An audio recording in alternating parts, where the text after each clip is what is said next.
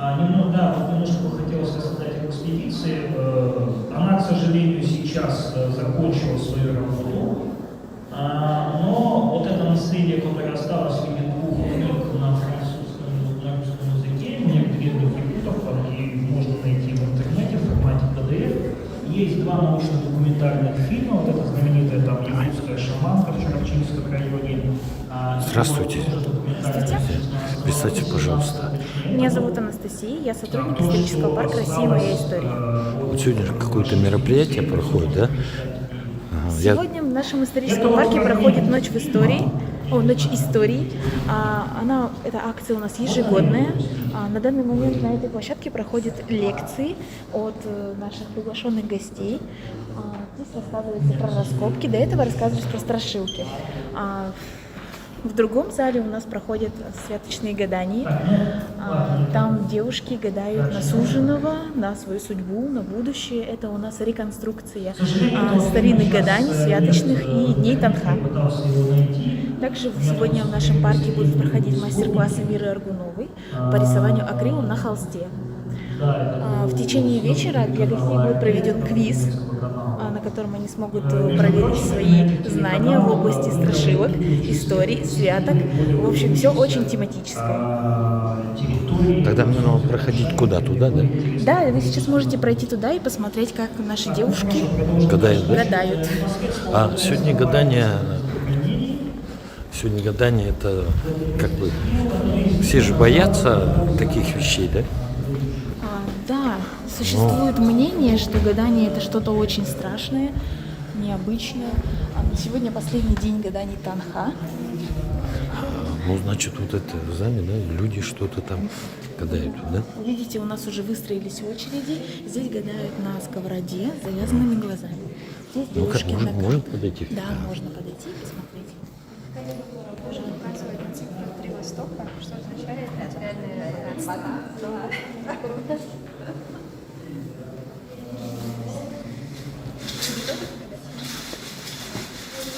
Можно вот прокомментировать сейчас гадание? Это чисто человек сам что-то спрашивает, и что-то вы ему отвечаете, и какую роль играет ваш инструмент, так скажем?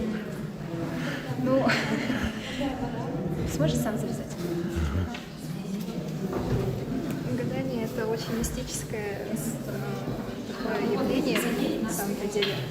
И человек, если сам верит в это, то оно может, конечно, сбыться. Главное желание. Честно, я об этом гадании только сегодня узнала. Здесь Вот какие-то очень такое. Это древнее, мне сказали, да? Совсем древнее. Относительно, да, древние, поскольку сковородки сейчас кто гадает. Протри ладошки.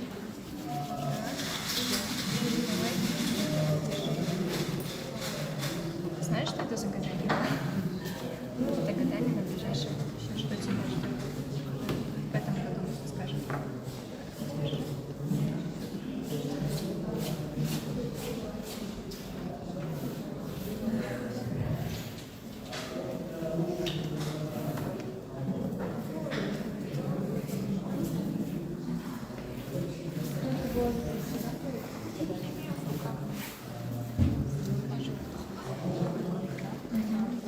Здесь большая очередь.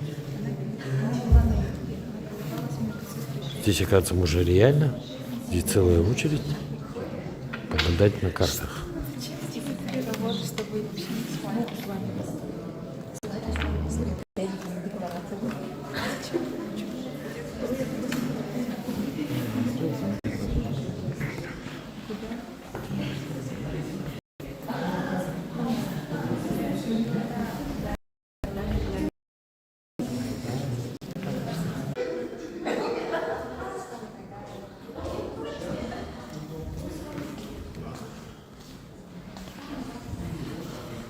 Парк «Моя история» проходит историческая реконструкция, зал гаданий.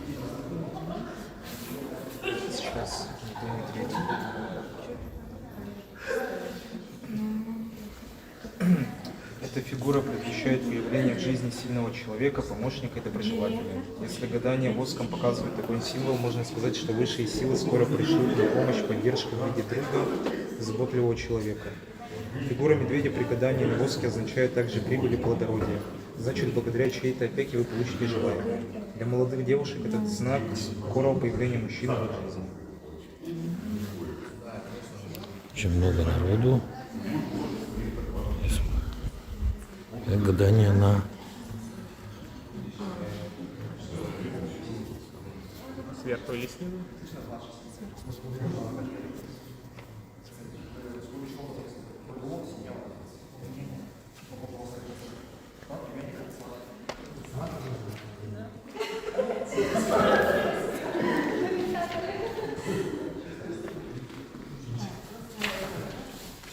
Спи, бодрствует муж. Спи, бодрствует муж.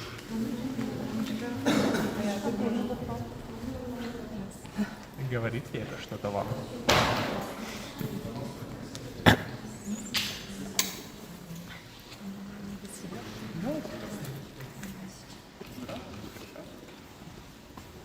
Какой вопрос будет? Что тревожит? Это говорит вслух?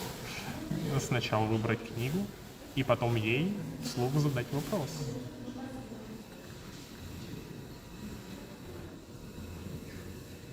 Вслух задать. Вслух. Либо мне, либо кому-то еще. Главное, чтобы вопрос был облачен в слова.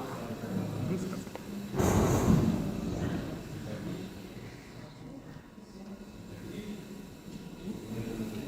Теперь страница и строка. Это должен делать другой человек.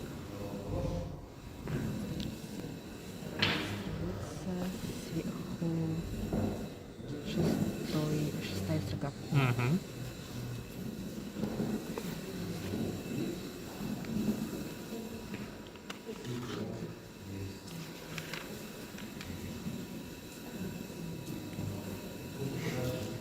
Имя — ненависть Афродитина.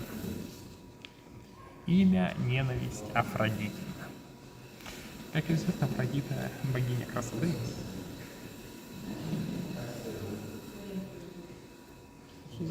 Всегда пожалуйста.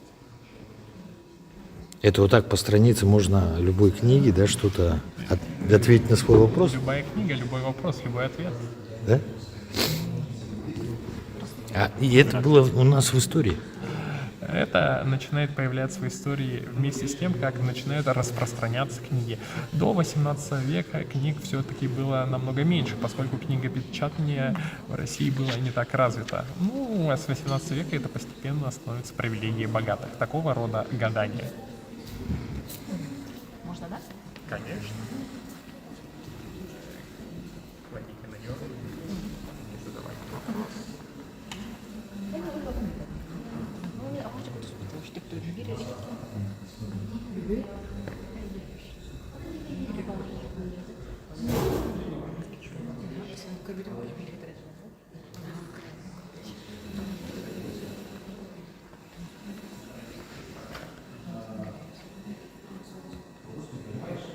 Сверху или снизу?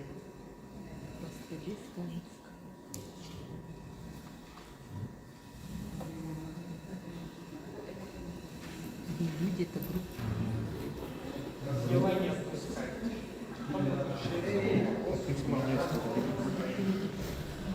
Это святочная неделя исторического парка «Моя история». И посетители могут реально погадать на любой из представленных вид гадания наших предков.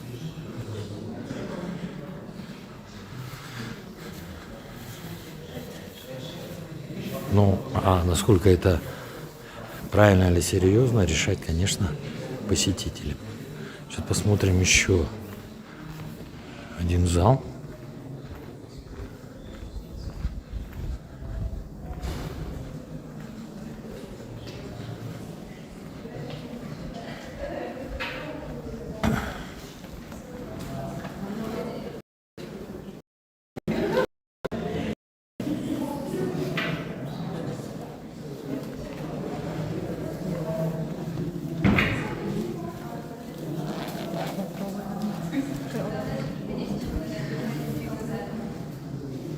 гадание.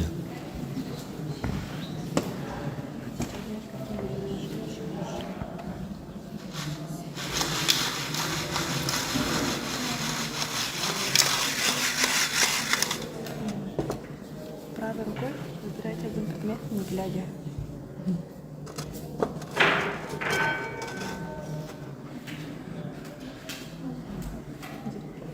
Это предмет означает, что ваше будущее еще не определено.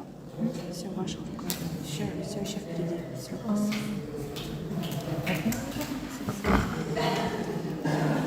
Вот. Еще раз, мам, расскажите, вот там какие-то предметы их выбирают и... Да, тут находится 6 предметов и выбирают один предмет. И этот предмет означает, каким будет их муж. Там есть определенное значение. Так, понятно, для девушек. Ну, древние гадания на картах, самые популярные.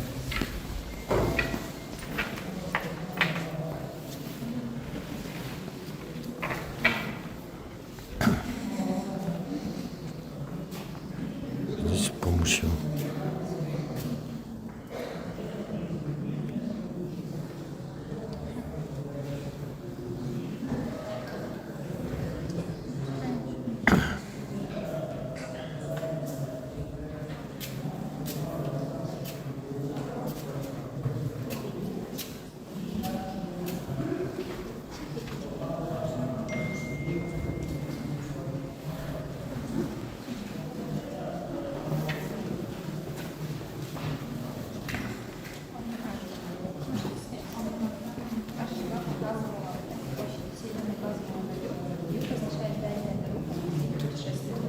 можно погадать на будущее, насколько я понял, на сковороде.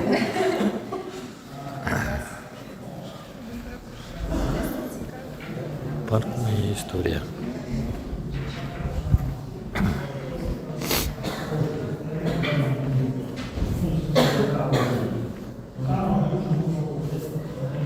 Тут же происходят лекции. Еще раз напоминаю, что Это тоже редкая вещь у нас, и мне даже написали из Архангельского музея, когда Очень они здорово. читали статью, они очень удивились, как эти вещи оказались так на Востоке.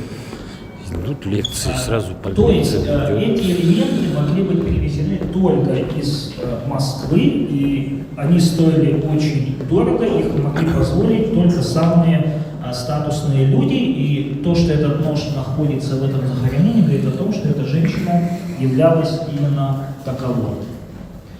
Также немаловажным моментом была ее одежда. Вот, Не подскажете, Галина, ваше появление которая здесь, предыдущая я знаю, не глава, случайно. она, собственно, и делала вот эту, Нет, я пришел просто как графическую обычный слушатель, как простой смертный. костюма. Но вы же у нас увлекаетесь страшилками. Как вам лекция? Была первая лекция страшилки, да? Ну, тут лекции идут, наверное, больше исторический характер. У меня несколько другой контент. Ну и я, наверное, рад, что наконец-то я на такое мероприятие пришел именно в качестве простого слушателя, а не как организатор или приглашенный гость.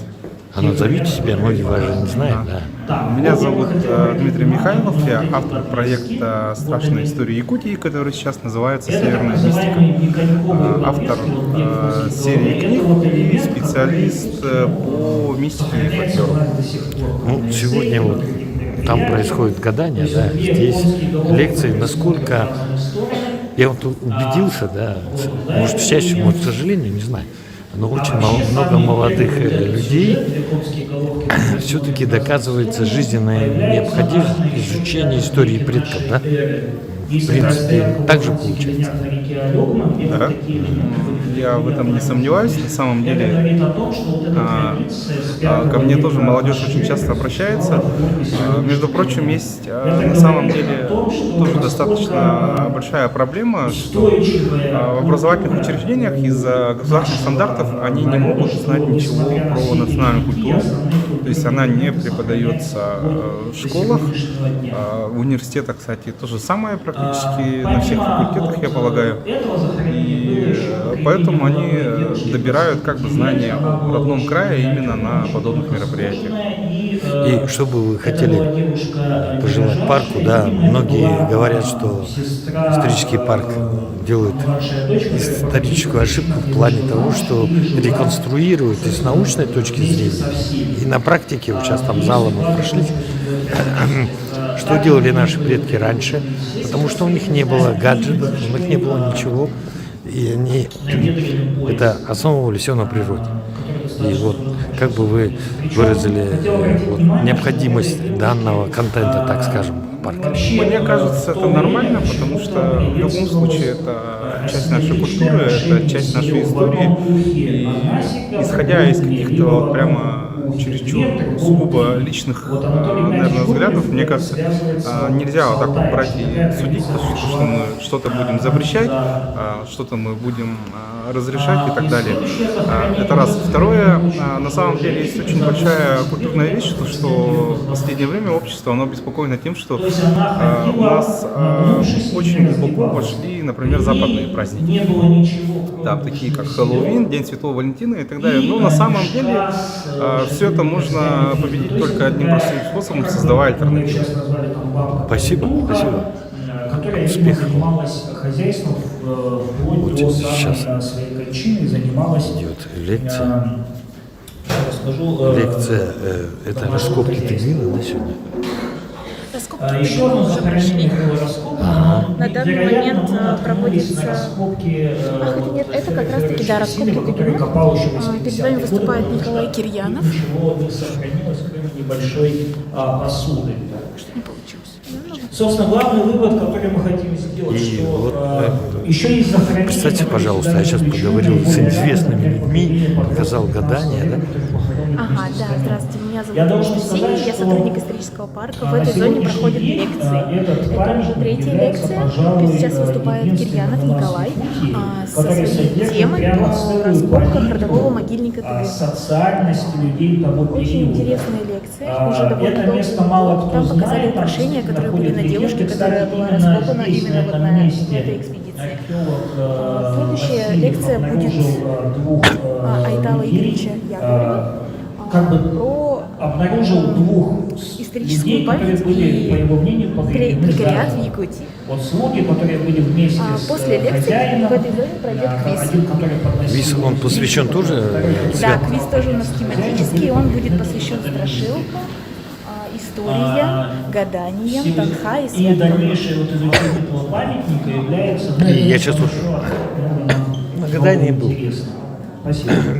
Интересно, да, они абсолютно разные, и очень много молодых людей было, да, и просто интересно, почему парк вот взялся за эту тему, и мне сейчас известный из молодых писателей по страшилкам объяснил, что это необходимость жизни, Да, это огромное, а вот если мы говорим о парк методике поиска, вот такими мероприятиями занимается часто, и при этом, я так понял, научных работников здесь тоже много с различных учреждений.